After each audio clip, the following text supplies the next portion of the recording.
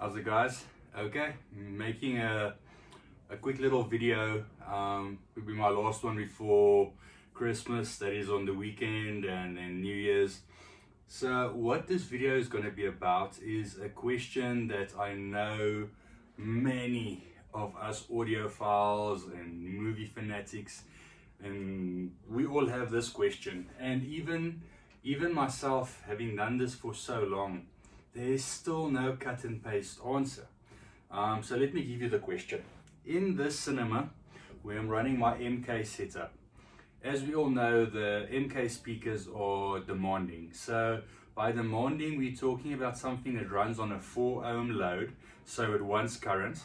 We're talking about something that is 250, 300 watts upwards to perform at its peak. And then we're talking about something that's, how can I say, efficiency. So low efficiency, heavy to run on ohm and heavy to run on power. So always before I started this, it was like a thing that Miller and Crystal needs to run on a power amplifier.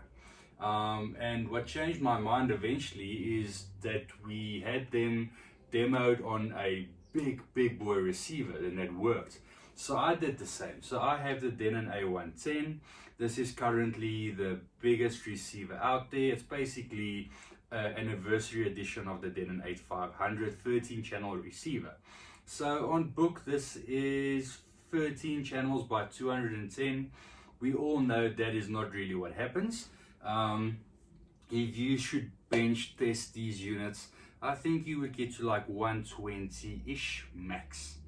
But it still runs the cinema very well, very well. I've never got to a point where I feel I need more. But the way our brains work is, if I add more, am I going to get more? And the answer to that is not always yes. More power is not always the answer. But I want to put my head to rest, because these things keep me up at night. So here I have my big boy Rotel amplifier. This is the 1585, 200 watt by 5, huge toroidal transformer. This thing weighs an absolute ton. It's a beast. So just in your head already you can think, a receiver that does not even weigh the weight of this can't put out the power this can, and that is true. But you don't always hear the difference. I have done things where I add a power amplifier and it's like, meh, can't hear a difference. But then it stays there because you did all, so, you know, but you always sort of, you have a buyer's remorse in a sense. But I have this one, it was in my front room, it's not being utilized there. So I thought, why not, let's try. So let's bring it here. So I'm going to connect this on the receiver. I have some wire world interconnects. We have to connect this with RCA interconnect because the receiver does not have balanced out. Although that is balanced ins, we don't have balanced outs. So that brings me to the next problem in the hurdle. Do you go full separates, or do you run a receiver power amplifier? So pros and cons of this. These new units do have a amplifier disconnect, but you need to disconnect all amplifiers. So you need to go into the menu, tell it processor mode. So then you need a power amplifier for everything. That sort of puts a moot point on the money that you spent on this, because this is the most expensive receiver that you get. And now you're sort of not using the amplifier section and you're running to a power amplifier. So why don't I just go separates? Well, if I go for a processor, which will be the Marantz 8805, that is more or less the same price as this. So I might as well use this and disconnect the amplifier section. Then you sort of think, well, is the Marantz worth it? Is it better than this? I don't know. I've never had one. And I don't know if I'm going to fork out that money for a processor. Because this comes to the next problem in the processor thing. So when I buy this receiver, it's a lot of money. But when the new one comes out, I can take this one, I can wipe it nice and clean, put it back in the box and sell it as a demo unit and recoup some of my funds to put into the next upgrade. Processor, that doesn't happen, because a processor has no amplifier section. You spend all that money on a processor, new technology comes, now you are sitting with an expensive doorstop, because you can't use the amplifier section, you're only using the processing, and the processing is now obsolete. So that's why I've never bought a standalone processor, because I see the guys online, as soon as the new one comes out, you battle to sell that processor. So when you buy one of those, sort of know, unless there's an upgrade path like on the NADs that you can swap out the card, you're going to sit with a very expensive doorstop, unless you're just going to use it forever. But you're going to get to that point where 8K becomes mainstream, now you don't have that, or a new tech comes along that you really want, and now you don't have that, and you want to upgrade. So, I am going to be adding this as a power amplifier to power the 5 mains. I'm going to run the rest of the channels to power the heights, and see if I can hear a difference. If I can hear a difference, then I might start going down the rabbit hole, getting a processor, moving this somewhere else, and to see what actually happens. I will keep you guys updated to let you know if it is worthwhile or not. Okay, until the next video, cheers, bye. Okay guys, I'm back and it is conclusion time. So, popped in the Rotel, connected everything up, took me a while, you know these wiring jobs are always a bit of a nightmare. But then I got it all working, got the trigger cable connected, so when I switch on the receiver, the power amplifier switches on and off at the same time. So my conclusions, I jumped into my favorite demos first thing. So A Quiet Place Part 2 is always my first demo because I know that by heart. Firstly, like, couldn't really hear a big difference. And then I jumped on to Shang-Chi and sounded good, but couldn't hear a big difference. So here's a pro tip. Whenever you change anything in your system, anything, recalibrate. So that's what came to mind first of all, is to recalibrate. Because what's happening is when you add in power amplifier, people immediately expect more sound, bigger sound when you turn it on. That is not the case. It's got every power amplifier has a different sound character. I'm a big Rotel fan, so this is Rotel. They can sound a bit more forward sounding, so your speakers will be a bit more lively, and then something like Parasound is a bit more warm and laid back, and your speakers will sound a bit more relaxed. So recalibrate. So I recalibrated everything. To calibrate a 13 channel system takes time. It takes time. The processing is so much longer, but anyways, got it dialed in, sat down, rewatched some things.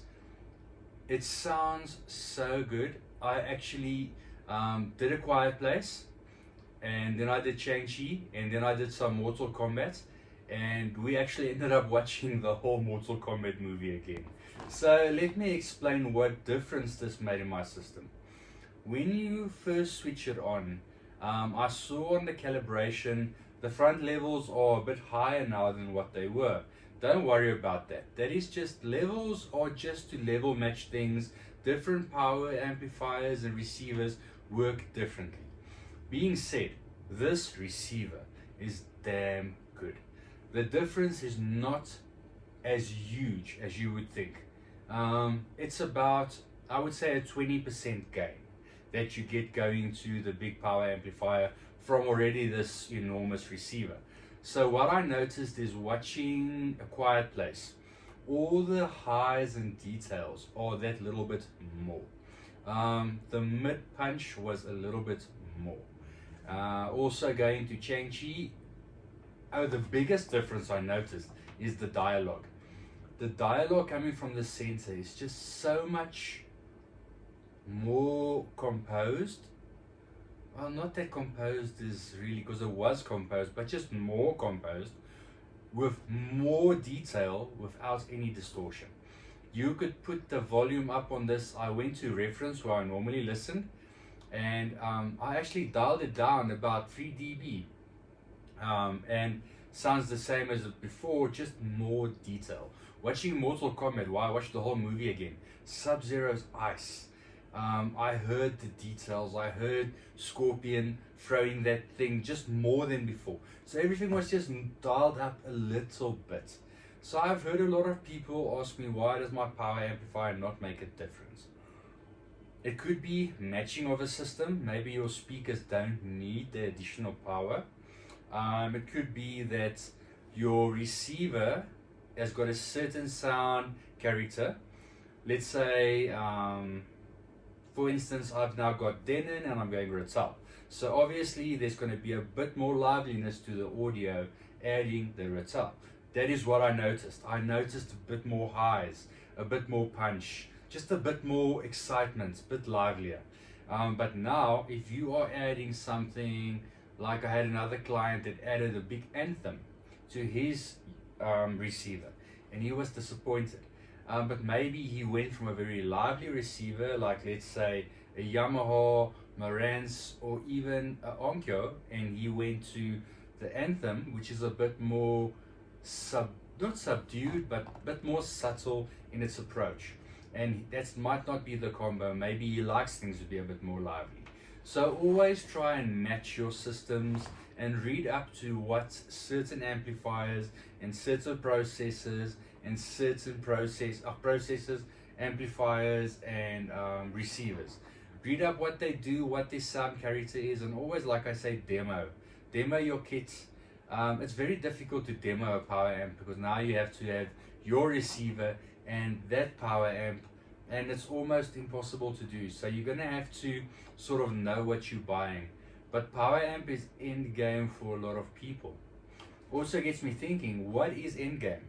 I thought this was my end game, but now I'm adding a power amplifier and it sounds good. So now I'm thinking of, let's power amp everything. Let's get another rotor. Let's run the highs. Where does it end? So guys, do you want me to try the processor? If enough people say yes, they want it, then I will make a plan to get one and to see if the 8805 Marantz, the big 13 channel, if that will make a difference in here. But it's a big investment, so I'm gonna have to have enough people that are interested in seeing that. But yeah, in a nutshell, power amp made this system already was alive. Power amp made the system go to a next level of alive. Will another power amp go to a next level, and then to completely, maybe I must add the power amp and then disconnect all the internal amplifiers on the processor, on the receiver, and make it a processor, and see what that sounds like, and then go to the penultimate step, which will be a standalone ultra high-end processor. Will it ever end? It does not end. But anyways guys, I hope you found this informative. At least I did not waste my time. This was a good, well, can't say investment because I had the kits. This was a good move. Yeah guys, I hope it's helpful. Please like, subscribe. Till the next video will only be in the new year. This is the last one for this year, so be safe, have a blessed Christmas and a safe and happy new year. Cheers.